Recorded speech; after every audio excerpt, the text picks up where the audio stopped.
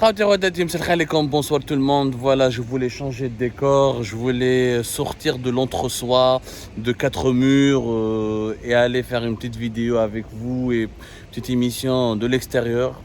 Il pleut beaucoup, donc je ne peux pas partager avec vous les paysages parisiens. Il pleut toute la journée aujourd'hui. Ça n'a rien à voir avec le climat de plusieurs régions dans notre chère Algérie où il fait déjà encore 35-36 degrés jusqu'à 40 degrés dans certaines wilayas.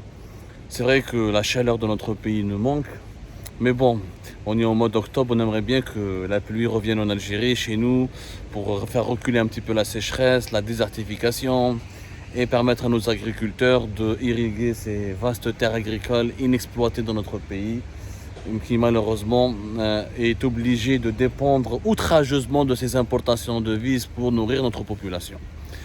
Je vais vous parler de la pluie, de la sécheresse, de le climat, de ce qui se passe au niveau de notre agriculture nationale. Je vais poursuivre l'introspection du régime algérien que j'avais entamé tout à l'heure dans une précédente émission. Je suis revenu sur les circonstances de la condamnation intrigante et douteuse du général-major Saïd Bey à 15 ans de prison ferme par la cour militaire de Ouargla le 12 octobre dernier. Dans la précédente émission, on vous a expliqué pourquoi Saïd Bey, qui était attendu, on pensait qu'il allait être libéré, on pensait qu'il allait sortir. On pensait qu'il allait retrouver, être réhabilité comme le général Toufir, comme Khal Nizar, comme Ben Hadid et d'autres, une dizaine d'autres officiers et généraux qui ont été emprisonnés violemment et brutalement à l'époque de Ahmed Gaïd Salah. Il n'en fut rien. On a expliqué Oualesh et on a parlé du rôle de Saïd Chengreha. Justement, j'aimerais vous parler du rôle de plus en plus prépondérant de M. Saïd Chengreha, le chef d'état-major de l'armée algérienne, qui visiblement est en train d'essayer d'être le nouveau Gaïd Salah de la nouvelle Algérie. Alors je m'explique d'abord, notre émission n'a rien, je n'attaque pas Saïd Chengreha, je n'ai pas de problème personnel avec lui, je n'ai de problème personnel ni avec Tebboune ni avec personne. Algérie part, nous expliquons les faits, nous expliquons les dynamiques internes au sein du régime algérien et nous expliquons ce qui se passe de concrètement au sein du régime algérien, comment les rapports de force évoluent entre chaque pôle. C'est ça notre objectif, c'est de donner de l'information. On n'est pas là pour accabler, pour prendre parti, ou là pour être du côté de l'un contre l'autre. Voilà, je le dis toujours, c'est important d'apporter cette précision. Dans le préambule, je rappelle cette vérité. Les Algériens et les Algériennes, mais cette vérité, ils ne comprendront jamais comment leur pays fonctionne. Voilà, j'essaie de faire un petit tour pour voir un petit peu le jardin où je suis. Totalement vide. Il pleut dans ce pays triste et amer.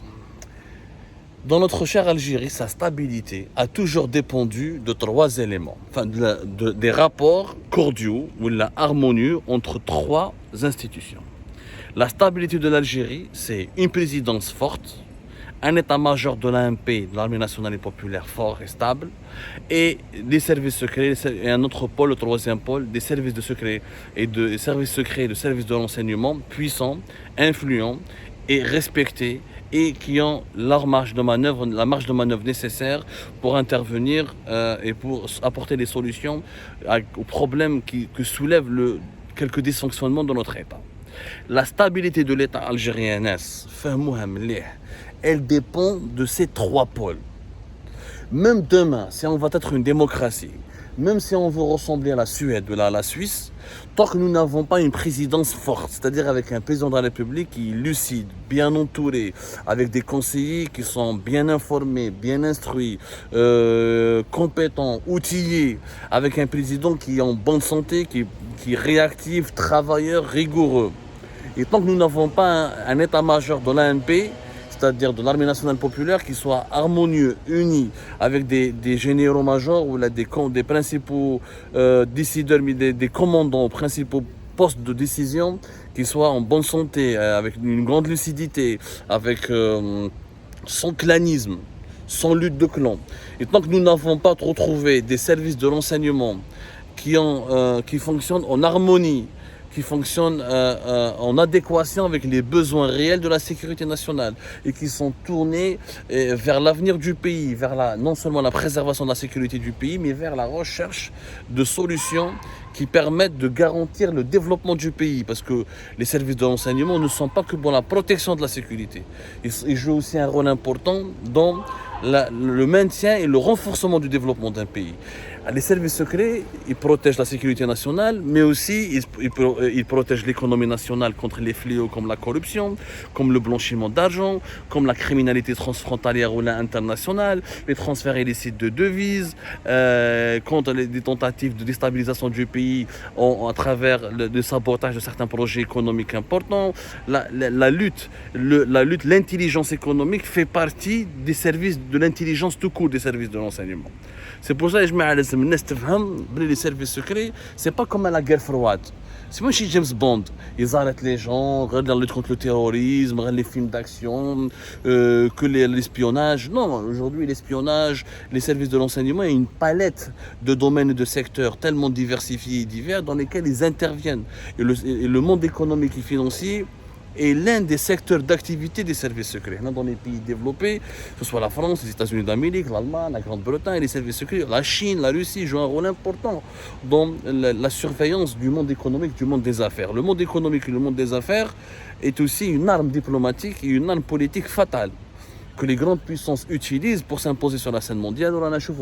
L'Ukraine, la principale arme de cette guerre ne sont pas les armes nucléaires ni les armes conventionnelles, c'est le gaz, c'est la monnaie, c'est l'énergie, c'est les produits alimentaires, c'est les banques et les circuits financiers internationaux. Donc l'Algérie, sa stabilité dépend de ces trois pôles. L'Algérie a été stable lorsqu'elle a eu un président fort, un état-major fort et stable et des services de renseignement forts et stables. Malheureusement, depuis 2019, la crise de 2019, la crise du Hirak بدأت à cause de la rupture des rapports de force ou des rapports harmonieux plutôt, entre ces trois pôles. Lorsqu'on a démantelé le DRS à l'époque du général Toufer, un démantèlement violent, moi, j'ai été pour la réforme et pour la restructuration intelligente et rationnelle des services secrets. Mais au lieu de faire cette restructuration dans le calme et la sérénité, on a procédé au démantèlement. Je dis bien au démantèlement brutal et des services de renseignement avec un limogeage brutal et brusque de plusieurs centaines d'officiers juste parce qu'ils étaient les disciples ou les collaborateurs du général Toufer. Moraha, lorsque le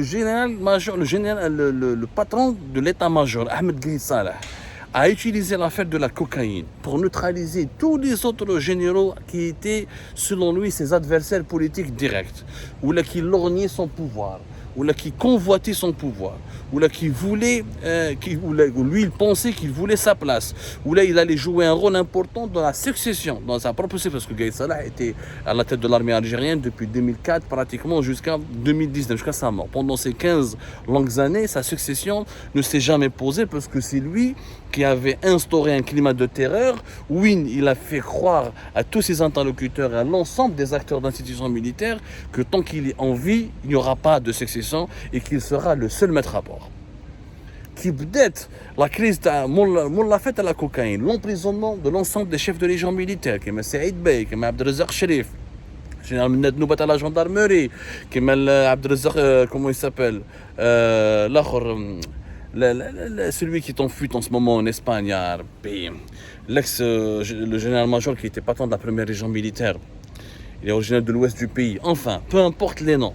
Rappelez-vous de ce qui s'est passé après la fête de la cocaïne, l'été 2018. Le coup de force et le forcing de Gaïd Salah et qui s'est emparé de tous les pouvoirs au sein de l'institution militaire au point où il est devenu le seul arbitre concernant la succession de Abdelaziz Bouteflika. Comme les patrons, comme les services de renseignement étaient ils étaient déstabilisés, déstructurés, au lieu d'être restructurés avec le départ du général Toufer, il y avait un coordinateur, le général Bachir Tarta, qui était lui-même en concurrence avec le général Abdelkader, qui était le patron de la DGSI, et que Tarta n'avait pas les mêmes pouvoirs que Toufer. Il était uniquement coordinateur, il n'était pas le patron des services. Et comme les services étaient divisés en trois services principaux, il relevait de la présidence. Et comme la présidence était totalement absente, puisque le président Abdelaziz Bouteflika était malade, était impotent. Donc il y avait son frère Saïd Bouteflika qui décidait, mais qui n'avait pas le génie, ni la force du caractère, ni l'intelligence de son frère. Eh ben, il y avait les fameux rapports de force entre les trois institutions et le contrat qui liait les trois institutions, à savoir l'état-major de l'AMP, les services secrets algériens et la présidence de la République, ont été rompus. Le contrat a été rompu, les rapports de force ont été rompus, et du coup le pays a basculé dans l'instabilité, la fameuse crise de février 2019. How shraf l'Algérie? Je c'est pas la peine de faire un livre, de faire on peut développer ça, on peut faire preuve d'académisme, écrire 100, 200 pages là-dessus. Mais la conclusion, c'est celle-là.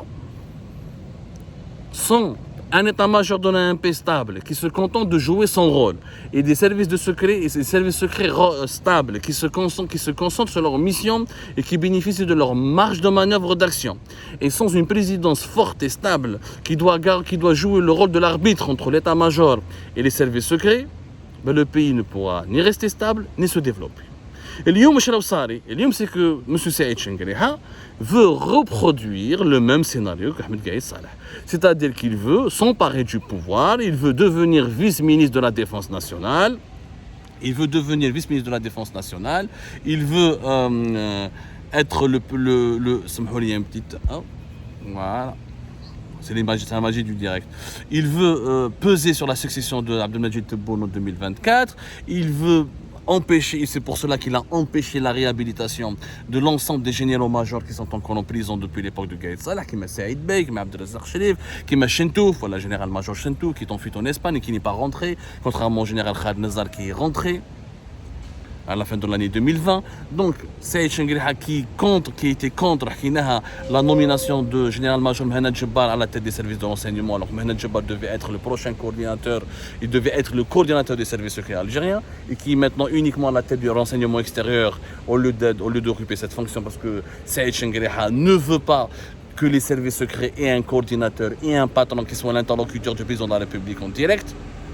Les circonstances qui se sont produites pratiquement depuis, tous les événements qui sont produits depuis pratiquement 2020 jusqu'à 2022 démontrent que Saïd Chengueleha veut être le seul interlocuteur de Abdelmadjid Tebboune, veut être la seule institution qui traite avec lui.